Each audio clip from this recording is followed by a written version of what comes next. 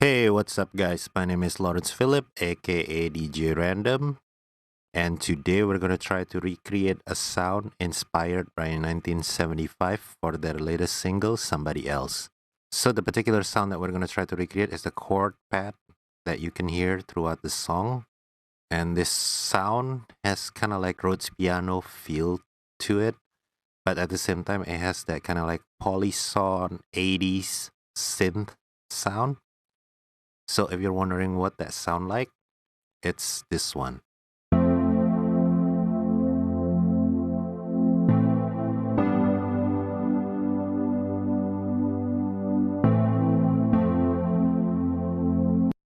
So that's the sound that we're gonna try to recreate. Before we get started though, I wanna apologize to you guys because recently most of my tutorial got flagged for copyright infringement by YouTube because I was trying to like show you guys the sound by recreating like the same exact chord progression of a song, and I guess that's a copyright infringement. So from now on, when I'm showing you guys a sound, I'm gonna play a similar chord progression, not the same exact one, okay? As always, we'll just go with the new sound. And then the first thing that we're gonna do is we're gonna go to voicing. And in voicing, we wanna switch this to 32. So once you get that maximum voice, now we go unisono. And I'm gonna switch this to 3. We'll just leave it here for now, okay? And then we're gonna go to the oscillator now. So the first oscillator, we're gonna go with this pulse saw PWM. And then what we're gonna do is we're gonna go move this all the way to the right. And then the pulse width will go with slightly off center right here. And then we're gonna assign this to filter 1. And then the next one, we're going to oscillator 2. We're gonna go with the same wavetable, but this time we'll leave it here. And then the pulse width, we're gonna go slightly right here, and then let's turn up the amp, and then we'll put it to filter 1. And then oscillator 3, remember when I say earlier that it has kind of like a Rhodes piano feel? So we're gonna go with the digital hybrid, and we're going with Herbie. Okay, and then we're gonna put the wavetable position all the way to the right, and then we're gonna go turn up the amp, and then assign this to filter 1. And this is what we should have right now.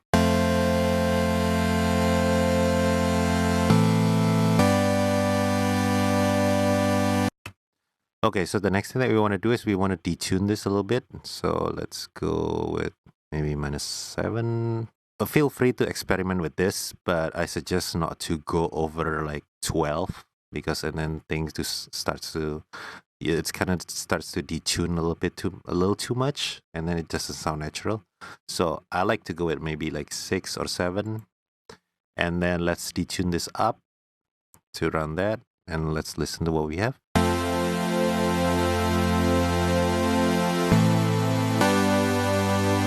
Now, after we detune that, and then what we want to do is we want to go back to voicing, and then we want to go to this. We want to detune it more.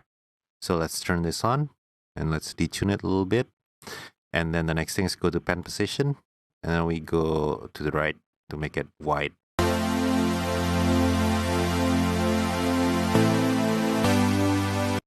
Now it's starting to sound pretty nice. So the next thing that we're going to do is we're going to go to the envelope, the amp envelope.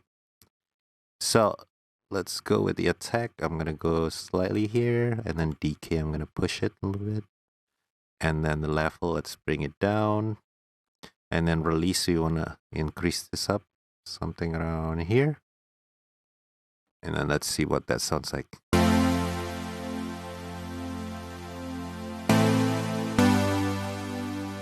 Okay, so now that starts to sound pretty nice. And then let's turn up this velocity control. So basically this velocity is pretty useful because like the higher we go, this is gonna be like really reading the velocity. While in here, it's the velocity doesn't matter. No matter how hard you play, the sound's gonna stay the same. While when we go here, it's gonna be like really, you can really tell the difference between like when you play really soft and when you play really hard. But for this purpose, let's just go around here.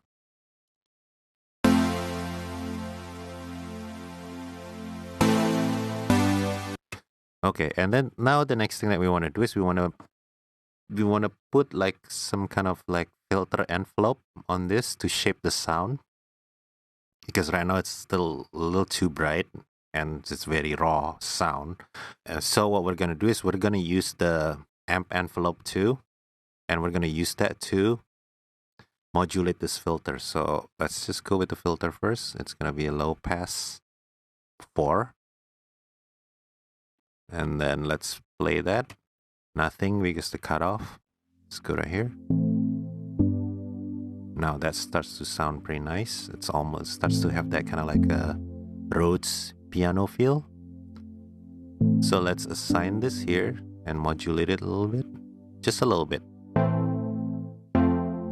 There you go. And now this starts to sound pretty nice.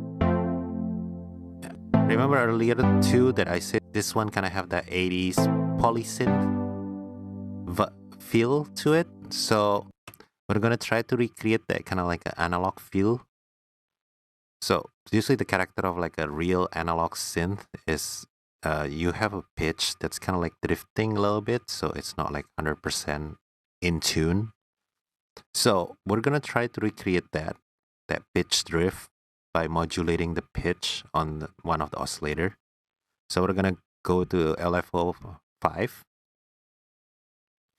and then we'll leave it here. And then we don't want to sing this because, you know, that pitch drift on the analog synth is kind of happening randomly. So I'm just going to slow it down on the rate. And then let's put it here. And then let's pitch it up a little bit. Not a whole lot, maybe about 12 cents right there. And then I don't really want to hear like too much kind of like modulation here. So in this amp, we're going to turn it down to around here. So when we listen to it right now.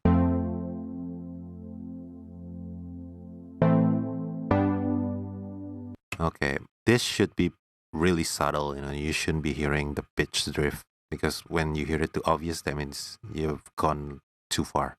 And then the next thing is when with the analog synth, the vintage analog synth, is there is always that white noise. So let's add that to here. Let's go to color. Let's go to around here. And then the amp is right here. We don't want to go all the way up. And then let's go here.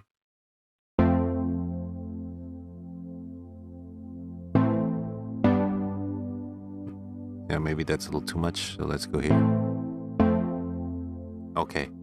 So that's basically your complete kind of like a analog sound. And then maybe we can add a little feedback here if we want to.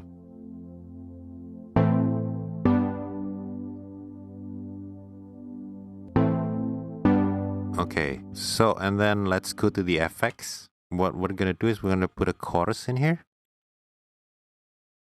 So let's push the rate, but decrease the depth a little bit and push the dry wet.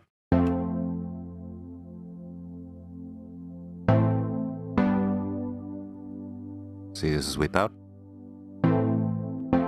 This is with. So the chorus basically just thicken up the sound a little bit. And then the next thing that we're going to do is we're going to add a reverb here to make it sound, to put it in space. So let's go to reverb. What we're going to do is we're going to increase the size and the color. Leave the density as it is. And then let's move up the dry wet.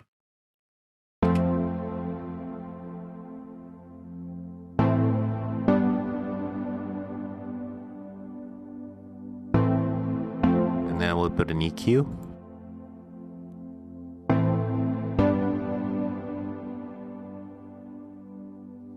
There is a little bit too much of a low end going on in here, so I did some little low shelving, and I boost the high shelf a little bit. So this part is optional now, but what I want to do is I want to assign this macro to the low pass. And what we're going to do is move this up all the way to the right. So this will change the character,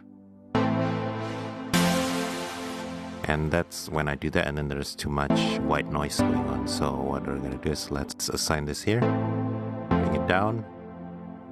Maybe that's too much, maybe right here. So when I boost this up, the white noise amp will go down.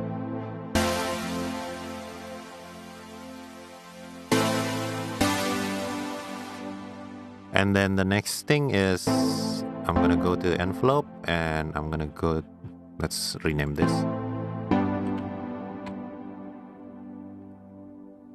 And then the next thing is what I want to do is I want to go to this level, because when we do this, the higher the level,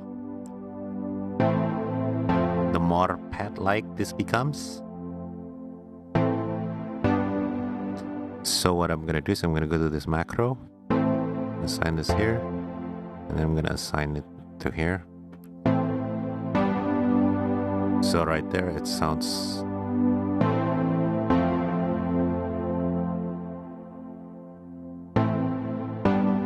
so let's just rename this level.